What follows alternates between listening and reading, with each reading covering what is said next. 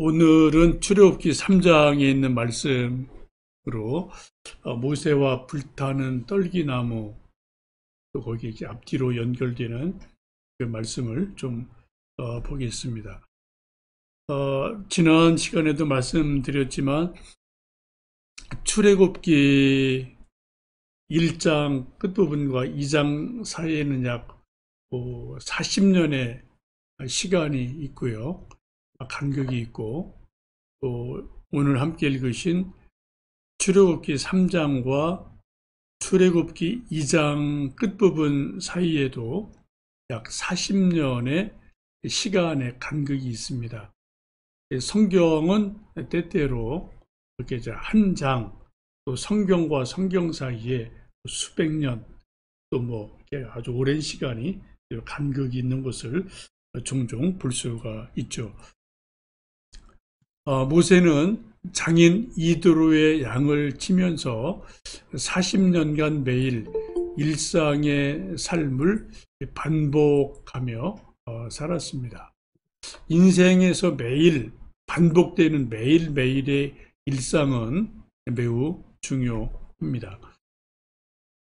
하루가 쌓여서 인생이 꽃이 피고 또 열매를 맺는 일들이 일어나죠.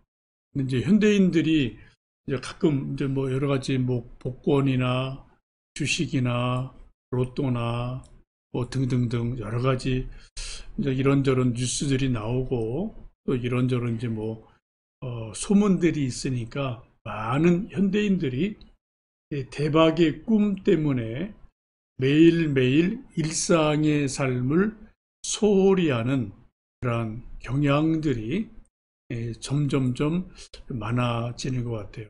특히 젊은이들이 매일매일 자기가 해야 될 일은 뭐 소홀히 하고 대박이 터져서 한번 정말 뭐 벼락부자가 되든 한번 큰 뭔가 한 번에 이루고 싶어 하는 그러한 일들이 있는데 참 그건 뭐 쉽지 않은 일이고요. 말 그대로 꿈으로 이제 끝날 때가 참 많죠. 그리고 우리 인생은 뭐 70년을 살든 80년을 살든 매일매일 하루가 쌓여서 한 달이 되고 또 한 달 한 달 쌓여서 1년이 되고 또 10년 되고 50년 되고 또 70년 되고 매일매일 하루를 살아가지 않습니까?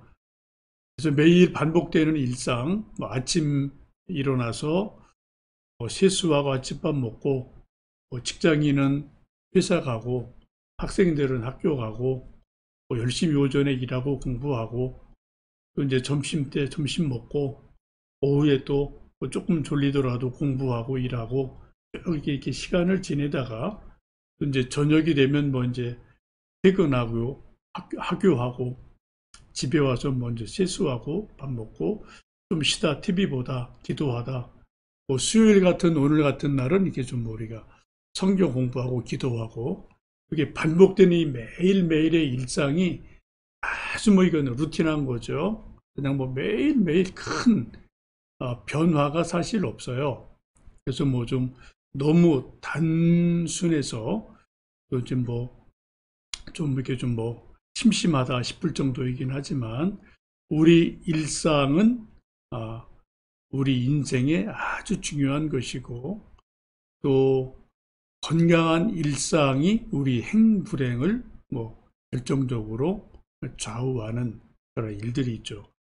여러분 모세도 이제 광야로 도망가서 이드로 집에 가서 십보라와 결혼하고 40년간 매일 장인의 양을 끌고 풀 뜯기고 뭐 물 먹이고 또 이렇게 그냥 때볕 떼서 일하다가 해질 때 되면 또 양물 걷고 이제 와서 저녁 먹고 또 피곤해서 자고 그게 모세가 40년간 광야에서 살아갔던 일상이다 라는 것을 우리가 좀 잘 생각해 보시면 좋겠습니다. 두 번째 보시면 모세가 그렇게 40년의 일상을 살아가던 어느 날 놀라운 광경을 보게 되죠. 출애굽기 3장 1절, 2절 말씀 같이 읽어보십니다.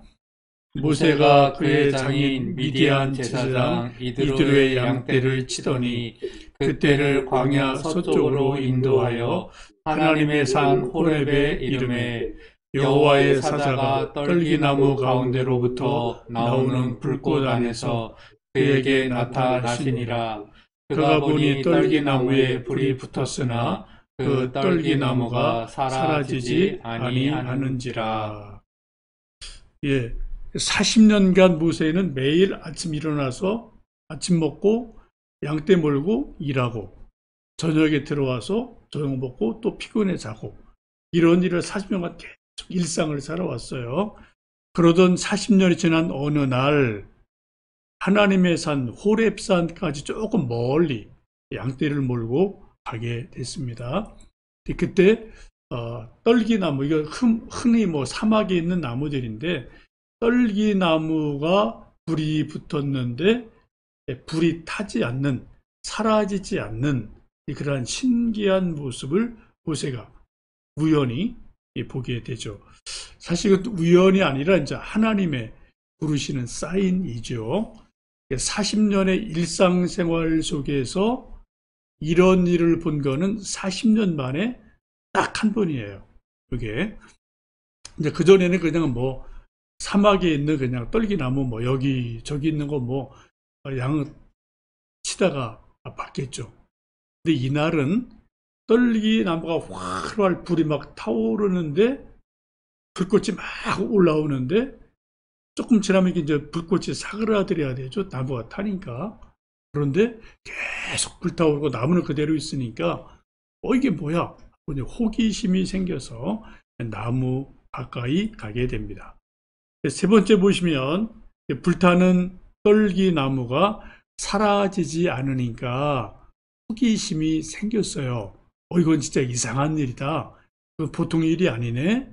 그런 호기심이 생겨서 모세가 떨기나무 가까이 다가가게 됩니다. 그래서 3절 말씀 같이 읽습니다. 이에 모세가 이르되 내가 돌이켜 가서 이 큰 광경을 보리라. 떨기나무가 어찌하여 타지 아니하는고 하니.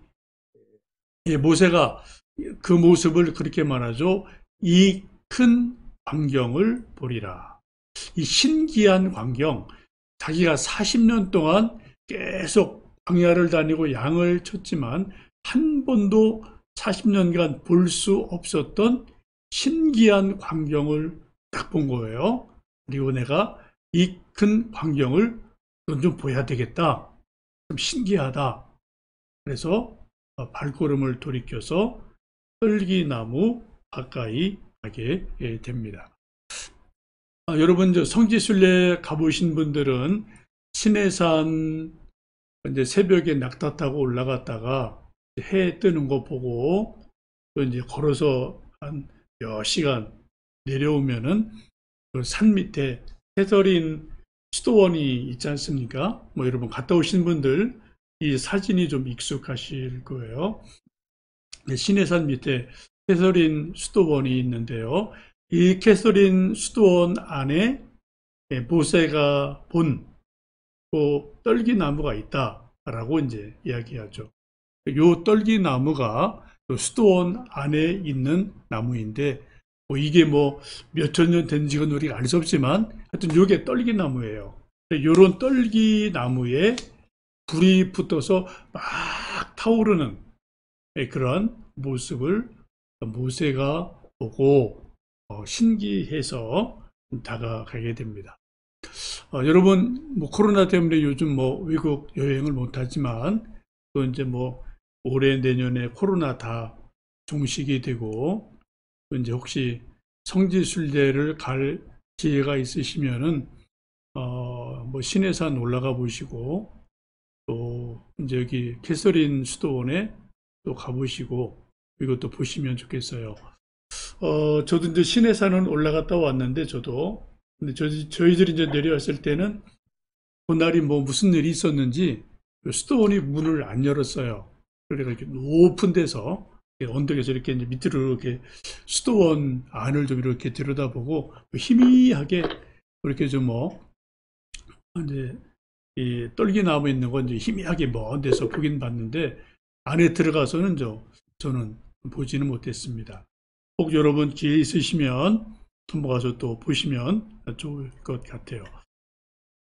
네 번째 보시면 이제 모세가 떨기나무를 보려고 다가오자 하나님이 이제 모세 이름을 부르시고 또 이제 만나 주시는 일이 있습니다. 4절 말씀 같이 읽습니다. 여호와께서 그를 보려고 돌이켜 오는 것을 보신지라 하나님이 떨기나무 가운데서 그를 불러 이르시되 모세야 모세야 하시매 그가 이르되 내가 여기 있나이다. 예, 모세가 그 불타는 떨기나무를 보려고 돌이켜서 떨기나무로 다가오니까 하나님이 보고 계셨던 거죠.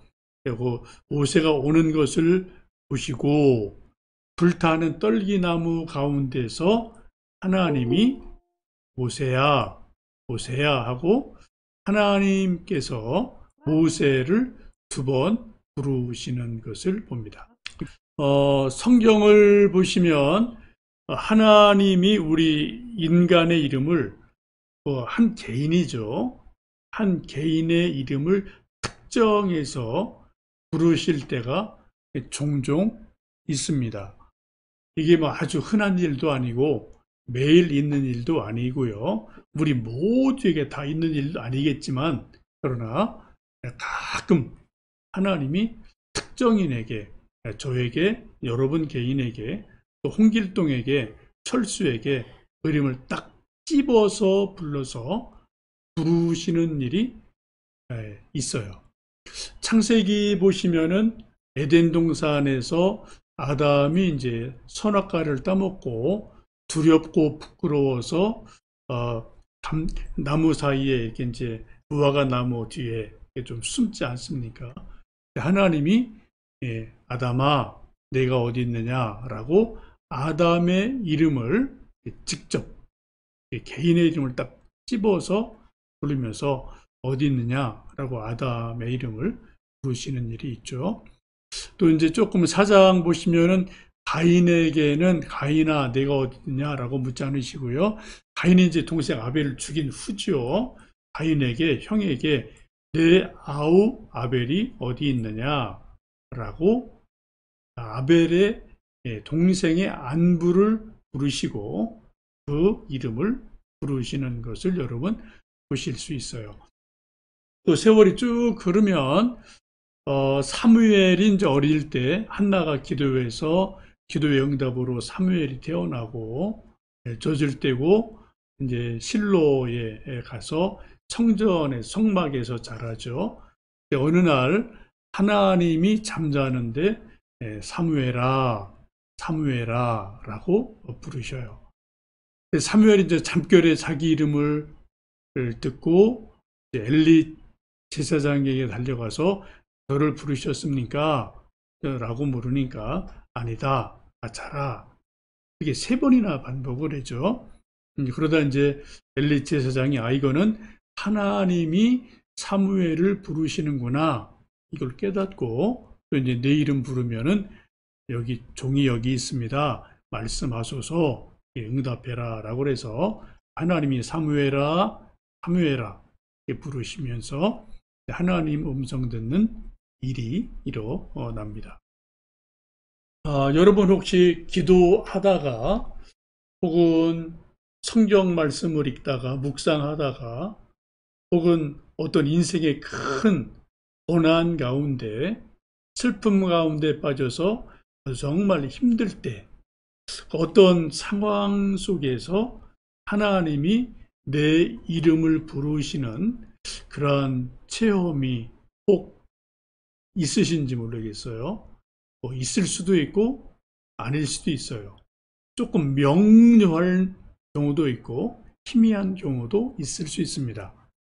근데 하나님은 지금도 가끔 우리 개개인의 이름을 특별한 경우 부르시는 일이 있다. 라는 거죠. 그래서 이제 특별히 이제 뭐 소명을 받을 때, 네, 그때 이제 그런 일들이 흔히 일어날 수도 있습니다.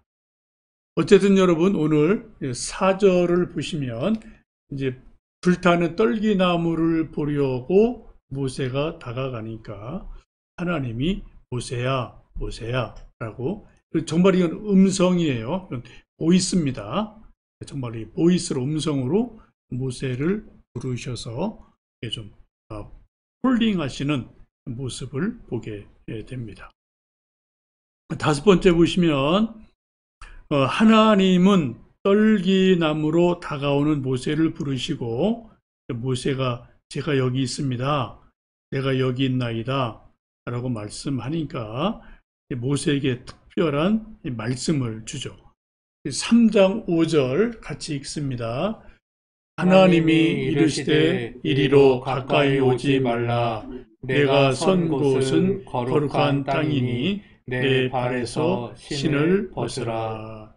하나님이 이제 모세가 이제 불타는 떨기나무 가까이 이렇게 쭉 다가오니까 하나님이 말씀하기를 이리로 가까이 오지 마라. 거기 서라. 너무 가까이 오지 마라. 거기 서라. 스탑하라고 이제 말씀하고요. 그 이유를 뭐라고 그래요?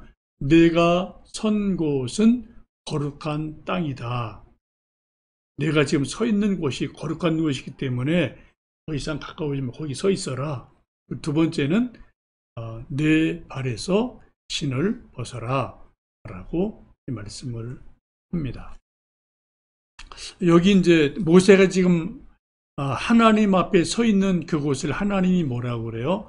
거룩한 땅이다. 똑같은 땅이죠, 사실은. 뭐 광야, 뭐 그냥 뭐 그런 광야인데 그 땅을 지금 하나님은 거룩한 땅이다 라고 특별하게 구별하시는 것을 봅니다. 왜요? 지금 불타는 떨기나무 안에 하나님이 임재 계시니까 바로 거기가 거룩한 땅이 되는 거죠.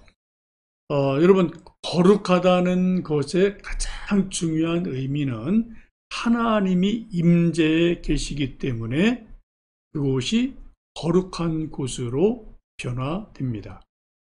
우리가 이제 교회를 뭐 예배당, 사실 정확한 뭐 사전적인 의미로는 우리 교회를 예배당, 예배드리는 집 뭐 그런 거죠. 교회 이렇게 혼용했습니다만 이거를 이제 구약적인 용어로 말하면은 성전이에요. 거룩한 전이에요. 성전. 왜요? 하나님이 그곳에 임해 계시니까. 그래서 똑같은 집이더라도 우리 교회를 성전이다 라고 우리가 말하고 또 성경이 그렇게 말씀하고 우리가 여기고 있습니다. 저나 여러분, 우리 믿는 사람들을 성도라고 그래요. 똑같은 사람입니다. 우리도 뭐 실수하고 죄 짓고 연약한 게 참 많은 인간들이에요. 근데 우리를 하나님이 성도라고 인정해 주셔요. 성도라고 불러줘요. 우리가 또 서로 성도님 이렇게 서로 불러줘요. 실수가 많은 존재지만. 왜요? 우리 안에 하나님이 임해 계시니까 우리가 성도라는 거죠. 머리가 좋아서 권력이 높아서 성도가 절대 아닙니다. 우리가 부족하고 연약해도 우리가 정말 마음의 문을 열고 예수님 구주로 믿고 하나님 믿으면 우리는 성도가 되는 것이죠.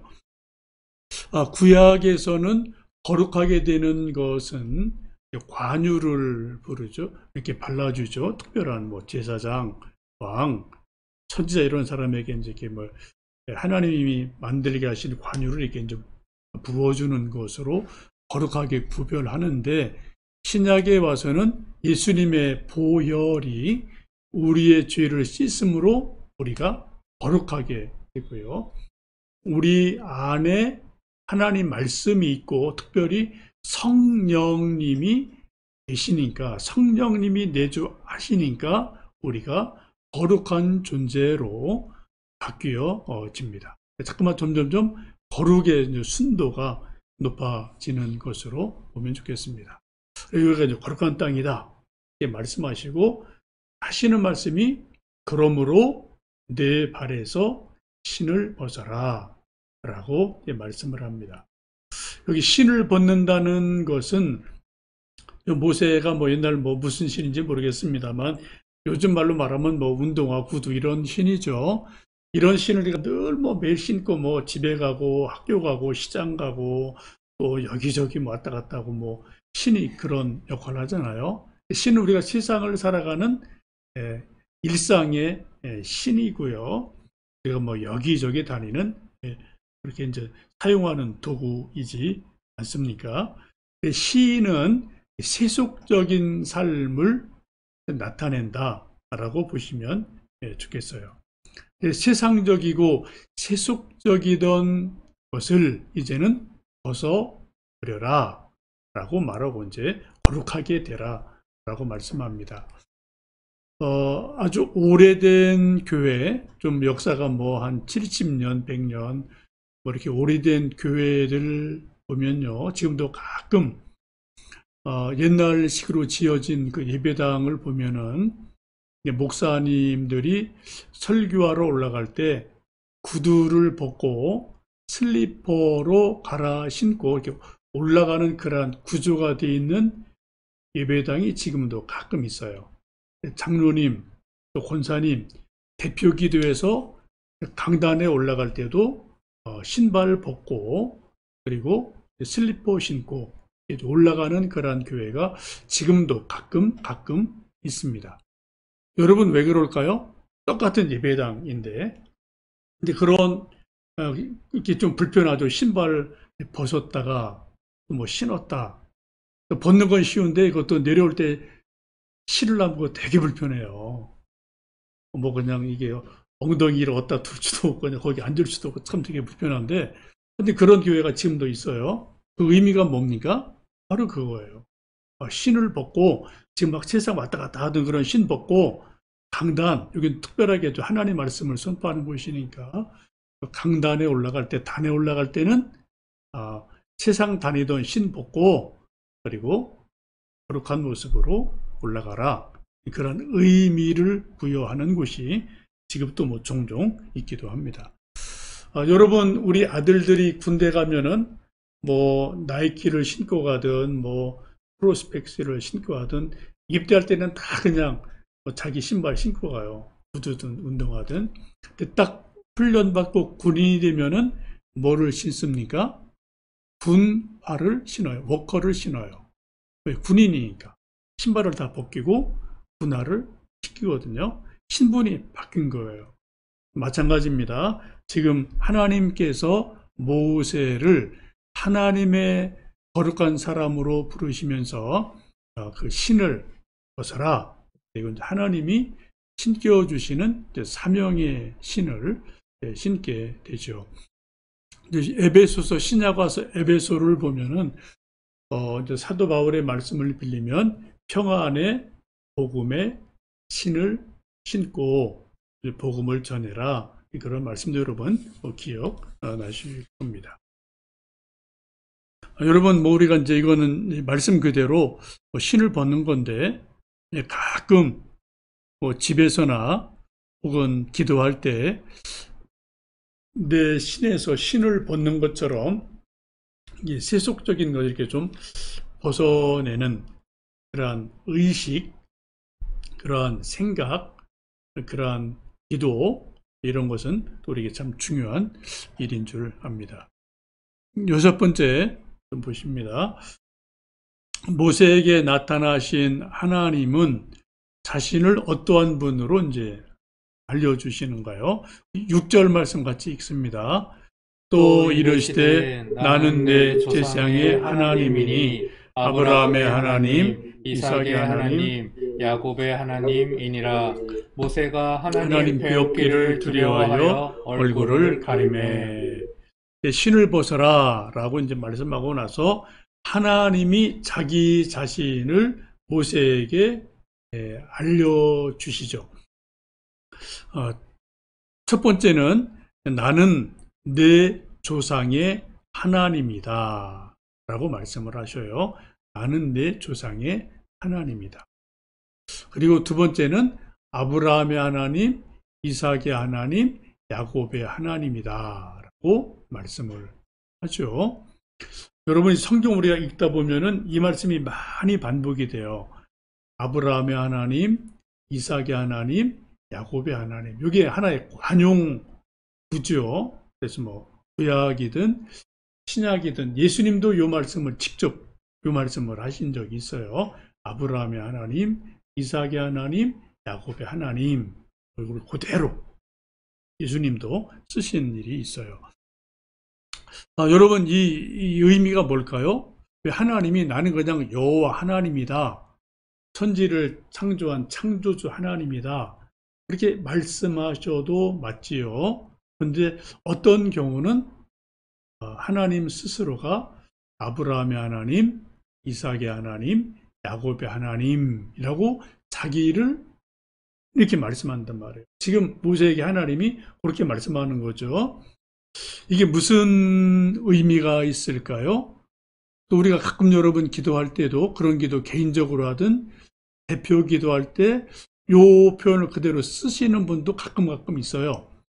또 여러분 개인적으로 뭔가 간절히 기도하는 일이 있을 때 여러분 개인적으로도 아브라함의 하나님, 이삭의 하나님, 야곱의 하나님, 나의 하나님이 되어주세요. 뭐 이런 기도를 여러분 하신 일도 많이 있으실 겁니다. 여러분 그렇게 기도할 때 무슨 생각을 하면서 그런 표현을 쓰셨습니까? 뭐 여러 가지 의미가 있겠는데 크게 먼저 두 가지 정도 볼 수 있겠어요. 하나는 아브라함, 이삭, 야곱 이 사람 다 옛날 분이죠. 모세보다도 그렇죠. 수백 년 전에 적어도 400년, 500년 전에 돌아가신 분들이 시간적으로 그러니까 이미 과거의 역사에서 일하신 하나님이라는 거죠. 조상의 하나님으로 이미 옛날 역사에 하나님이 이렇게 우리 조상들과 더불어서 이렇게 쭉 일하셨다. 근데 또 하나 중요한 거는 여기 아브라함의 하나님, 이삭의 하나님, 야곱의 하나님이라고 현재형으로 이게 좀 표현이 돼 있어요. 그죠? 아브라함의 하나님이었고 이삭의 하나님이었고 야곱의 하나님이었느니라 라고 말하지 않고 현재형으로 쓰시는 거예요. 이걸 보면은 하나님은 과거 역사에도 일하셨지만 오늘 지금도 역사하시는 분이다. 그런 의미가 있습니다. 우리는 시간을 과거, 현재, 미래로 우리는 뭐 부직을 우리는 나눠요. 나누지 않을 수도 없어요. 우리는 그죠? 인간은 시간의 존재이기 때문에 하나님은 영원한 분이시기 때문에 과거, 현재, 미래라는 시간을 초월하는 그러한 분이어서 이 표현이 그대로 이제 맞다 보시면 좋겠습니다. 특별히 예수님이 이제 이 말씀을 그대로 쓰시는 경우가 마가복음 12장에 보면은 이제 부활을 믿지 않는 사두개인들이 예수님께 와서 시비를 붙죠. 어떤 집에 아들 7이 있는데 형이 결혼해서 죽었습니다. 자녀 없이 죽었습니다. 이제 그 전통은 이제 형사 취수제라는 게 있어요. 형이 죽으면 그 형수를 동생이 결혼해서 형 아들을 낳아줘야 되는 거예요. 그게 이제 유대의 어떤 그 전통입니다. 그래서 쭉 했는데 아들을 아무도 못 낳았어요. 다 죽었어요. 그럼 나중에 이 여인은 누구의 아내가 됩니까? 라고 아주 그냥 아주 곤란한 질문을 예수님께 하죠. 사두개인들이. 사실 사두개인들은 부활을 안 믿는 사람이에요. 예수님 한번 시험하려고 이제 말도 안 되는 이제 그런 말을 하니까 그때 예수님이 그 말씀을 쭉 듣다가 그렇게 말씀하셔요. 하나님은 죽은 자의 하나님이 아니요 산 자의 하나님이시니라. 너희가 크게 오해하였도다 라고 말씀을 하세요. 너희가 하나님을 믿긴 믿는데 너희들이 하나님을 잘 모르는구나. 하나님을 오해하고 있구나 라고 예수님 말씀하면서 하나님은 죽은 자의 하나님도 되시지만 산 자의 하나님이시다 라고 말씀하시면서 이 말씀을 그대로 예수님이 말씀하는 것을 마가복음 12장에서 볼 수 있습니다. 우리 이제 7번째 좀 보시면요. 이제 오늘 말씀에서 제일 중요한 부분인데, 이제 떨기나무 앞에 서 있는 모세에게 하나님이 정말 하나님의 놀라운 비밀을 말씀해 주세요. 7절, 8절 말씀 같이 읽습니다. 여호와께서 이르시되 내가 애굽에 있는 내 백성의 고통을 보고 그들이 그들의 감독자로 말미암아 부르짖음을 듣고 그 근심을 알고 내가 내려가서 그들을 애굽인의 손에서 건져내고 그들을 그 땅에서 인도하여 아름답고 광대한 땅, 젖과 꿀이 흐르는 땅, 곧 가나안 족속, 헷 족속, 아모리 족속, 브리스 족속, 히위 족속, 여부스 족속의 지방에 데려가려 하노라. 모세가 다가오니까 하나님이 이제 하나님의 계획을 지금 말씀해 주고 있습니다.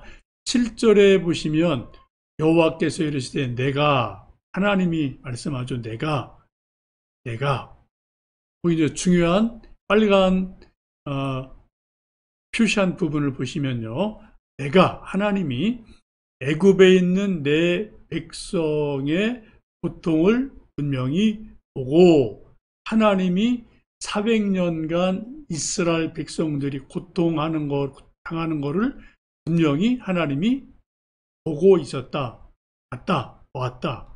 그리고 두 번째, 그들의 감독자로 말미암아 부르짖음을 듣고 뭐 채찍에 맞고 신음소리 막 하는 거 여러분 앞에서 보셨죠? 이런 것을 하나님이 다 들었다. 다 들었다. 그리고 그 근심을 알고 막 그들이 막 걱정하고 인심하고 한숨 쉬는 걸 알고 있다고요. 그래서 두 번째 8절 보시면 내가 하나님이 내려가서 그들을 애굽인의 손에서 건져내고 그들을 그 땅에서 인도해서 아름답고 광대한 젖과 꿀이 흐르는 약속의 땅 가나안으로 내려갈 거다라고 말씀을 합니다. 요 3장 7절 8절 말씀이 출애굽기 40장을 요약한 말씀이에요. 여기 2절 말씀에 출애굽기 40장의 모든 사건과 말씀이 함축되어 있습니다. 요 2절을 여러분이 잘 아시고 이해를 하시면 출애굽기 40장에 쭉쭉쭉쭉 풀리는 그런 일이 일어나요. 그만큼 아주 핵심적인 구절이다라는 것으로 아시고 여러분 반복해서 읽으시고 또 묵상하고 음미하시면 좋겠습니다. 잠깐 이걸 설명해 드립니다. 도표를 좀 보시면 출애굽기에 나오는 것이 이제 출애굽 구원이잖아요, 그죠? 출애굽에서 나오는 구원인데 이거를 5가지 과정으로 보시면 되겠어요. 1장, 2장은 아까 우리가 7절에서 본 것처럼 하나님이 그들의 신음소리를 고통당하는 것을 보고 듣고 알았다. 이게 1장, 2장에 있는 내용입니다. 3장에서 11장은 그걸 보고 하나님이 하늘에서 땅으로 내려와서 그들을 구원하는, 내려오시는 거예요. 12장은 이스라엘 백성들을 건져내시는 겁니다. 13장에서 24장은 그들을 출애굽해서 인도에 나가시는 과정이고 또 25장에서 40장까지는 데리고 이제 가나안으로 쭉 나가시는, 데리고 가시는 모습, 이게 25장에서 40장이에요. 조금 더 자세한 걸 보시면 1장, 2장을 보시면 그림을 좀 보시면 막 채찍에 맞고 고통하고 신음소리를 내죠. 그걸 하나님이 다 보고 듣고 알고 계셨어요. 고난을. 이 고난은 하나님이 이스라엘 백성에게 허락하신 특별한 환경이었습니다.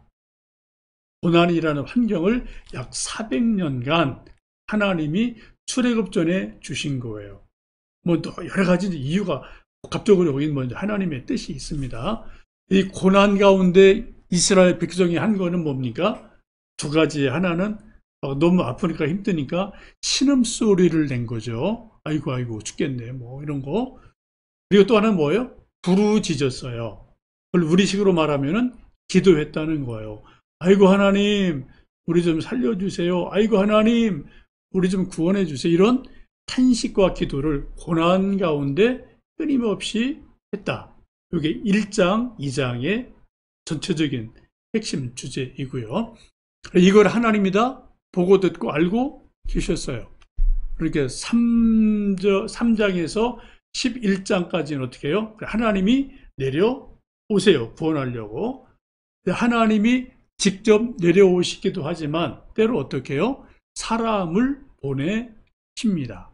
모세를 보내시는 거죠. 지금 불타는 떨기나무에서 하나님이 모세를 불러내서 모세를 보내서 하나님이 하시는 거예요. 그런데 이제 거기에 이제 쭉 이제 나가서 이제 10가지 재앙이 나오고 이런 것들이 이제 쭉 3장부터 11장까지 이제 내용이고 12장에는 이제 유월절 사건입니다. 그래 건져내는 거죠. 죽음의 사자가 지나가는 그때에 인방과 문설주의 어린 양의 피를 발라서 하나님이 구원하십니다. 유월절 어린 양, 예수님의 십자가의 피 이거죠. 여러분 인방과 문설주는 우리가 요즘 뭐 잘 쓰지 않는 말이에요. 인방은 요 가로 이렇게 가로로 되어 있는 게 요거 인방이고 설주는 좌우 설주 세로로 이렇게 기둥으로 서 있는 게 설주입니다. 인방 가로 두 설주 좌우 설주 여기에 이제 어린 양의 피를 발라서 죽음의 사자가 넘어가게 됩니다. 건져내는 거죠. 그 다음에 13장에서 24장까지 하나님이 이제 인도해 내셔요. 출애굽에서 인도하시는 거죠. 그래서 홍해를 건넙니다. 13, 14장. 또 15장에서 18장은 광야를 건너죠. 신광야, 수르광야, 뭐 이런 곳 광야를 거쳐서 먼저 물을 먹고 뭐 이런 저런 것을 하고요. 그리고 또 뭐 만나 메추라기를 주시고 광야 생활을 시작을 합니다. 그리고 19장에서 24장까지는 시내산으로 이제 올라가서 십계명을 받고 말씀을 받는 인도하시는 거예요. 애굽에서 쭉쭉쭉 인도하시는 모습이 13장에서 24장까지이고 끝부분에 요게 이제 이걸 조금 더 이제 자세히 보시면 13, 14장 홍해를 건너는 것을 사도 바울은 홍해 건너는 것을 세례라고 표현하죠. 영적으로.